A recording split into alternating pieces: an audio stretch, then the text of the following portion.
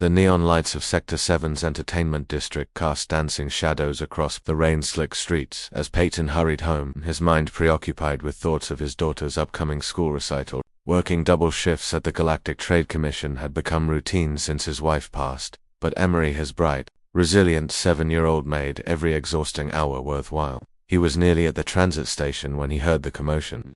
"Get your filthy paws off me, you oversized slug." The voice was unmistakably feline, sharp and imperious even through the slur of intoxication. Peyton's blood ran cold. He recognized that voice. Commander Zhrala, his direct superior at the Commissioner Felixarian, with midnight blue fur, golden eyes, and a reputation for being utterly ruthless in negotiations. She stood barely 5 feet tall but commanded respect across 3 sectors. Right now, she was cornered in an alley by 3 gastropod enforcers, each easily 8 feet of muscle and slime.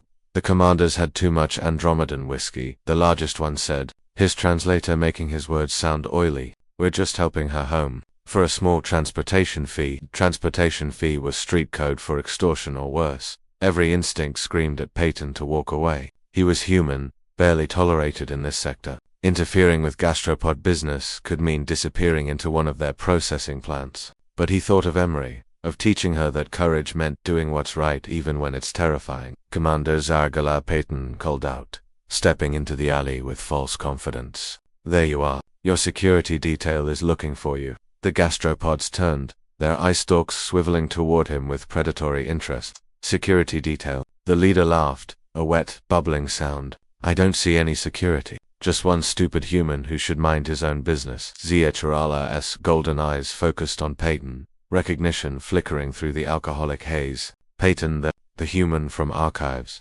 "Yes, Commander." He pulled out his communicator, making sure they could see the Commission's logo. "I've already alerted building security. They're tracking your implant now. Should be here in about 90 seconds.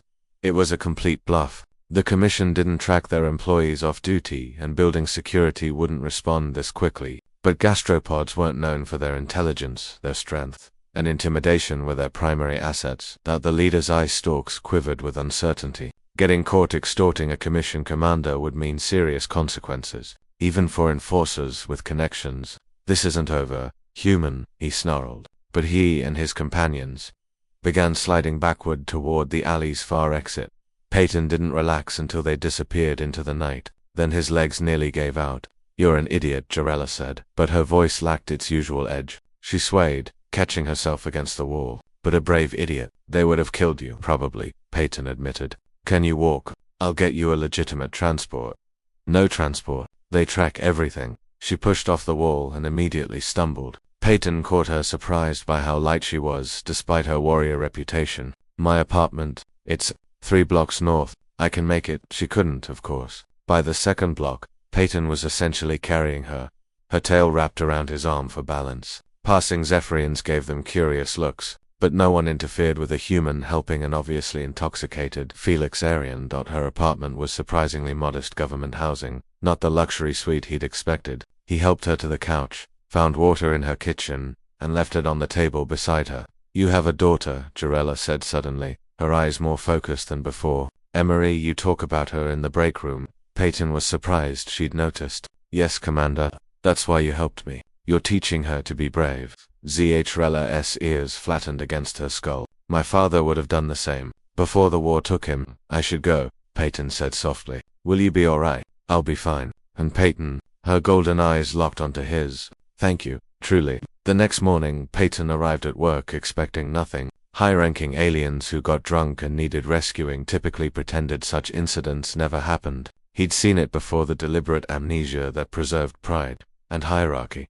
He was cataloging trade manifests when his terminal chimed with a priority message: "Report to Commander Zhrala's office immediately." His stomach dropped. Maybe she was angry that he'd seen her vulnerable. Maybe she'd decided a human who knew too much was a liability. He entered her office with his resignation already forming in his mind. "Commander." Zhrala sat behind her desk in full uniform. Every inch the formidable officer who'd brokered peace treaties and trade deals worth billions. But when she looked up, something in her expression was different. "Softu, somehow, close the door." "Peyton," he obeyed, standing at attention. "Last night," she began, and his heart sank. Here it came, the denial, the gaslighting, maybe even the termination. Last night, you saved my life. The gastropods have been escalating attacks on commissioned personnel. If you hadn't intervened, I would have become another statistic. Peyton blinked. I just did what anyone would do, Commander. No. Her tail lashed once, emphatic. You did what most wouldn't. Certainly not for someone who's been, she paused, choosing words carefully, less than appreciative of your contributions. That was an understatement. Jarella had never been outright cruel, but she'd been coldly indifferent, treating him like living furniture.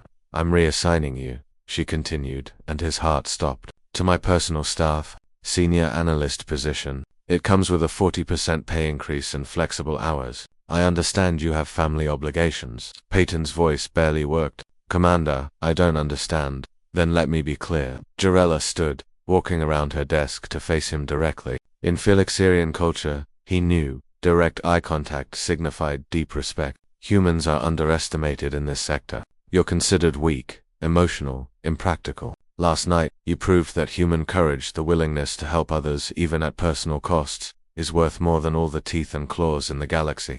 She extended her hand, palm up, a Felixerian gesture of profound gratitude. I don't forget my debts, Peyton, and I don't pretend last night didn't happen. You honored your daughter by being the father she deserves. Let me honor you by ensuring she has the future she deserves. Peyton took her hand, feeling the soft fur and sharp claws that could kill, but instead offered friendship. Thank you. Commander Jarella, she corrected. When we're alone, call me Zeke. Friends shouldn't be so formal. As Peyton left her office with his new assignment details, he thought about what he'd tell Emery that evening. Not just about the promotion, but about the truth he'd just learned. That sometimes courage isn't about being fearless, it's about being terrified and acting anyway. And sometimes, just sometimes, the galaxy notices,